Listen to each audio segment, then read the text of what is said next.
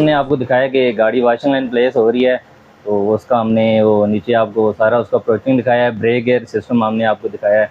अभी हम गाड़ी के ऊपर आ जाते हैं। ये जो कार बॉडी है ना, इसकी जो हम मेंटेनेंस कर रहे हैं वो हम आपको दिखाते हैं कि किस तरह हम इसकी सफाई का सारा करते हैं। हमारे पास स्टाफ है, इसकी ट्रिमिंग वगैरह होती है, बाकी जो भी रिपेयर होती है वो हम इधर करते हैं, और बाकी इसकी सारी मेंटेनेंस करते हैं हम इधर। उसमें ये है ना कि जैसे भी मुबीन भाई ने आपको बताया ना कि जब गाड़ी प्लेस होती है फिर उसके बाद मैकेनिकल का जो स्टाफ है ना, मैकेनिकल का, वो गाड़ी के सस्पेंशन और अंडर गियर और जिसका जो ब्रेक सिस्टम है वो सारा चेक करते हैं।